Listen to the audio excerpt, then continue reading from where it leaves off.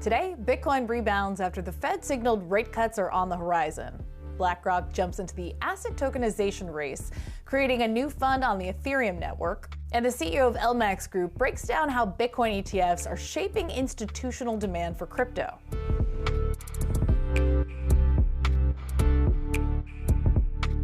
Welcome to CNBC's Crypto World. I'm Mackenzie Sigalos. Bitcoin briefly bouncing back above $67,000 this morning after the Fed signaled that rate cuts are still on this year's roadmap. However, as of noon Eastern, the cryptocurrency dropped back down below that level, trading just above $66,500. That's still a 4.5% gain since yesterday. Ether rose more than 6% to nearly $3,500, and Solana soared to $185. Okay, let's talk about the top stories. The world's largest asset manager, BlackRock, has jumped into the asset tokenization race with a new fund on the Ethereum network. Now, BlackRock announced its first tokenized fund yesterday, dubbed the BlackRock USD Institutional Digital Liquidity Fund. The asset manager also announced a strategic investment in Securitize, a big player in real-world asset tokenization. This new fund aims to provide qualified investors with the opportunity to earn US dollar yields by subscribing to the fund through Securitize. BlackRock's head of digital assets said that the move is the latest progression of its digital asset strategy. I also spoke to Fireblock CEO Michael Shalov about BlackRock's tokenization bet and what it means for Wall Street's push into tokenization. Here's what he told me. I think that there is definitely a lot of appetite right now in across the financial industry in terms of tokenizing a variety of different instruments. We've seen already issuance of bonds on the blockchain. We've seen issuance of other funds, both KKR and other folks have done it in the last 12 months, and definitely like the direction of travel is to bring a lot of the traditional assets into the public blockchains and increase both the distribution and the liquidity for those assets. You can check out that full interview over at CNBC.com. Next, ahead of Sam Bankman-Fried's scheduled sentencing next week, FTX CEO John Ray told the judge that creditors would never be fully recovered, even in a best-case scenario. In a victim impact statement filed yesterday, Ray denied SBF's claims that investor funds aren't lost and called the estate a, quote, metaphorical dumpster fire. He went on to say that his bankruptcy team has been digging through every possible dollar, token, or other asset that was spent on luxury homes, private jets, overpriced speculative ventures, and otherwise lost to the four winds. Earlier this week, while fending off a proposed 50-year prison sentence, SBF's lawyers argued that there were no losses for customers because the bankruptcy process would make them whole with interest. Despite recent appreciation in crypto markets, Ray included in the statement that creditors would likely not benefit from the recent price actions in the cryptocurrency market. He pointed out that there were only 105 Bitcoin left on the FTX exchange, in contrast to the nearly 100,000 that should have been there. Last, an appeals court in Montenegro confirmed that Do Kwon will be handed over to his home country of South Korea.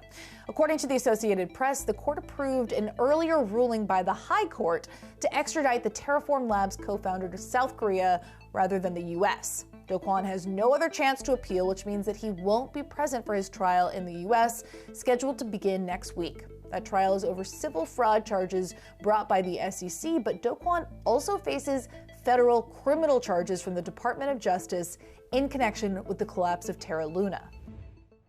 All right, for our main story. Yesterday, Crypto World's Talia Kaplan sat down with David Mercer, CEO of global crypto trading operator LMAX Group. He weighs in on where institutional appetite for digital assets stands as developments like Bitcoin ETFs provide more incentive than ever to jump into the crypto market.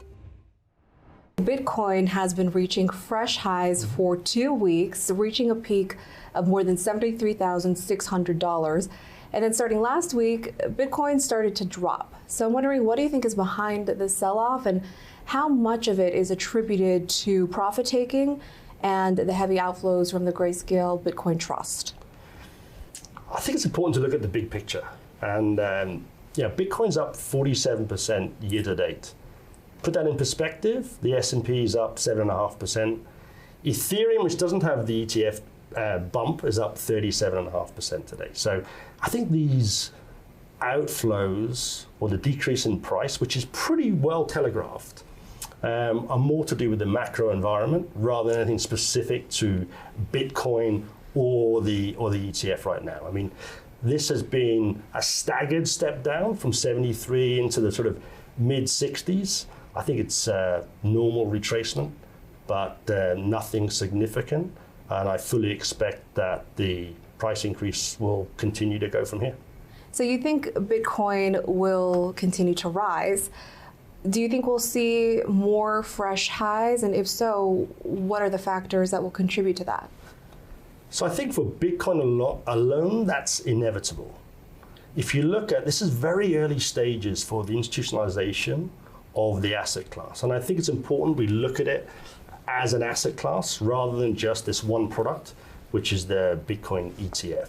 So unlike 2021, you're seeing this rise driven by institutions and true supply and demand.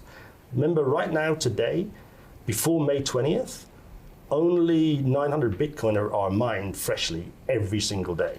That's roughly $60, $70 million. You're seeing inflows into the ETF up to $1 billion a day. So purely on a supply and demand basis, you should see this price rally. Now, we're not necessarily Bitcoin or crypto evangelists, but I think on that basis, when you see the likes of, BlackRock entering the space and allocating parts of their portfolio to crypto, you can only see the price going up. There's only ever going to be 21 million Bitcoin out there.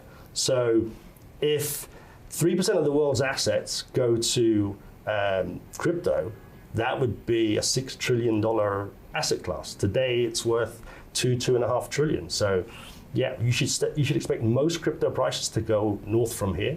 And I think, obviously Ethereum and Solana will follow. Now, I want to point to something you said earlier this week. You believe the market will not be permanently augmented by the spot Bitcoin ETFs, and that the real money capital must come into the space to support and strengthen the market. How do you think that can be achieved? I think what you're seeing with the ETF is just one signpost in what I believe is the fourth or fifth industrial revolution. So, greater minds than me have talked about the tokenization of capital markets. This is the first step. Crypto is just the proof of concept. You're going to see tokenization of a lot of TradFi assets. So, the steps you talk about were, one, institutions really buying the asset class or accepting for the first time in history that they're storing digital assets or digital property. That's never happened before. Now, whether that token or that digitization is Bitcoin or an S&P stock share, it's kind of irrelevant. The predictions that we have from all the research houses out there is that the tokenized economy is going to be $20 trillion by 2030. Even that's not so much. That's 10% of all the TradFi assets that exist today. So I think for me, it's just a signpost to the future and the future of capital markets that we'll be lucky enough to live through and enjoy. Now, I want to mention the upcoming key technical events, the Bitcoin halving, which is expected to take place April 19th. And typically, in the run-up to those events, Bitcoin's price increases. So do you think that's playing into what's happening with Bitcoin right now? Not so much. I think it's priced in. I mean, the evangelists out there will tell you, 2012, 2016, 2020, the halving preempted a bull run. I think that's priced in now, if I'm honest. But undoubtedly, there'll be a change, and miners already are trying to become more efficient. But I think for now, on this occasion, with the weight of money that's coming in, it might be less of an effect than you've seen previously. I think that the thing that drives most of this is actually the credibility lent to the market by large institutions, household institutions, finally owning and offering this asset class.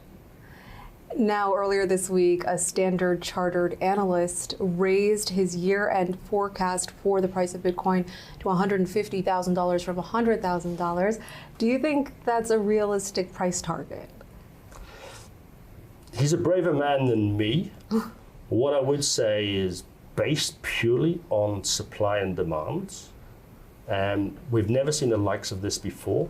If you go to that portfolio approach, 3%, 5% of people's portfolios or the assets in the world being allocated to Bitcoin, then you should see the price of Bitcoin alone being multiples of what it is today. I'm not in the business of predicting. Typically at LMAX Group, we match buyers and sellers. But I do think in a longer time horizon, 5 years, 10 years, then certainly this will be trading in 6 digits rather than 5 digits as it is today. It certainly will be interesting to see if that forecast comes to fruition. But as you touched on, billions of dollars have poured into spot Bitcoin ETFs since launching in January, and that's including the heavy outflows from the Grayscale Bitcoin Trust. Now, LMAX Digital, your institutional crypto exchange, facilitates trades for about 10% of the spot Bitcoin market and processes roughly $2.5 billion of trades daily for institutional clients. So I'm curious to get your take on how these recent developments, like the approval of spot Bitcoin ETFs here in the US, how that plays into institutional appetite for crypto right now.